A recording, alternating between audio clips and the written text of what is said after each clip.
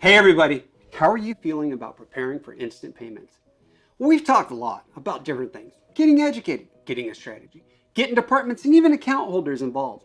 But there are some areas that we're going to need to give some extra consideration in our preparations. And guess what? We're going to continue our preparations with get policies and procedures. Not many days go by that I don't say policies and procedures. And more accurately, it's really going to be get ready for new policies and procedures. See, this is one thing that has to be in place before any product launch. You're going to need to review your existing customer-facing processing and accounting systems. That includes technical considerations and operational implications of a 24/7, 365 processing environment. It is a great way to start preparing for new policies and procedures by going through and documenting how things work now. And start preparing the documentation so that you'll have the policies and procedures for how it will work in the future ready. Identify any changes that are going to need to take place. Make sure, again, write it down. Write all of this down. Because next, after we've done all that, it's time to get technical.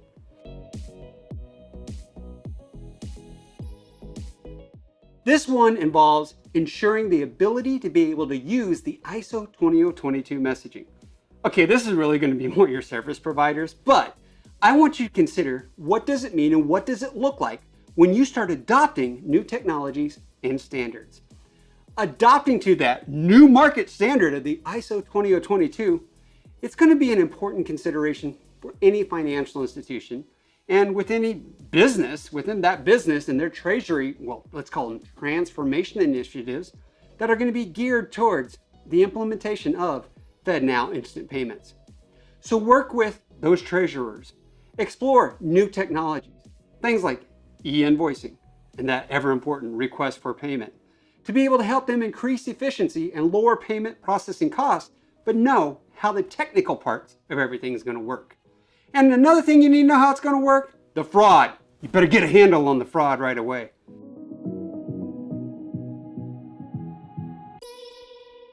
There's no doubt about it. There will be fraud related to faster payments. Every payment channel has fraud. What makes this one different is that will be incredibly appealing to fraudsters because of the speed and irrevocability of payments like instant payments from the Fed. It will also be different because it will be a credit push payment system only.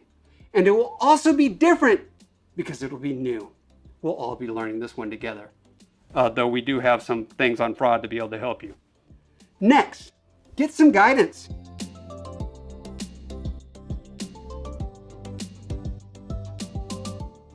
Yeah, when you don't know, ask somebody.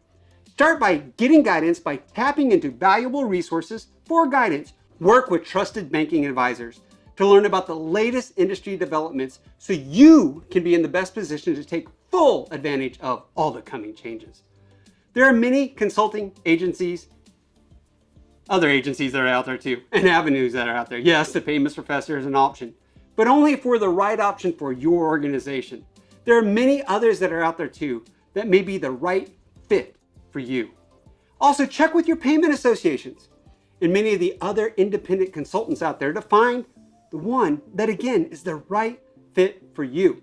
And if you need help finding one other than me, let me know and I'll gladly give you some recommendations for your area and your type of banking and business that you're working in.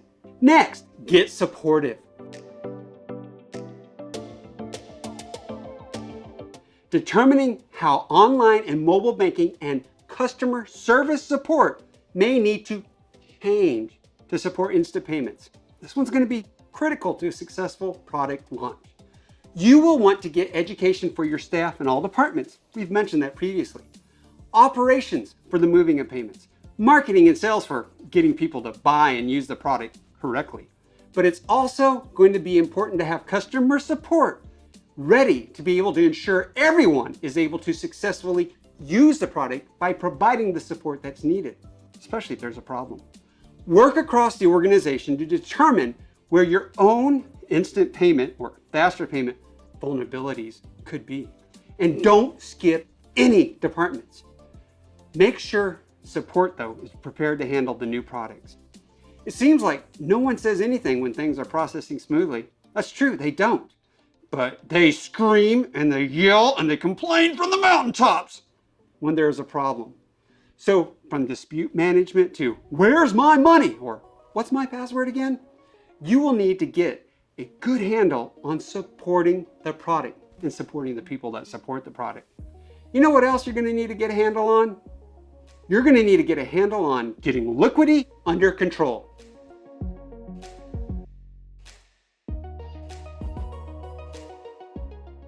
Getting liquidity under control. Examine the impact faster payments will have on your liquidity. It's important to explore the impact that migrating receivables to instant payments will have on your liquidity planning. How will these changes alter the way you approach liquidity management now? You'll be going from 5 to 7 days. The Fed will have a liquidity management tool to be able to help you. But this is something that will change your internal working procedures. And if you're going to be working with multiple faster payment options, then it is important to understand how the balancing of those multiple accounts is going to take place. Might be a whole new job for somebody, right? Could be. Another area of education and training that will need to be checked off. Make sure you're doing all of it. There has been a lot to getting prepared, a lot to this section of the functions, functionality, and future of FedNow. We started by getting ready and getting education. We discussed how you need to get together with the many different stakeholders. And in this class, we went over getting policies and procedures ready. We went over getting the technical aspects under control and even getting prepared for changes in liquidity management. I hope by now you realize just how important it is to take these steps now to be ready to handle instant payments from the Fed. Many of these changes, I see them altering. I see them changing the way that your financial institution, even the way that your consumers, even your business account holders, the way that they work and conduct business, the way that they move money. So right now is when you need to be preparing. Work with your service providers, work with your payment associations, work internally to get everything in place. There's a lot when it comes to FedNow, but how well do you feel about getting prepared for FedNow? Now.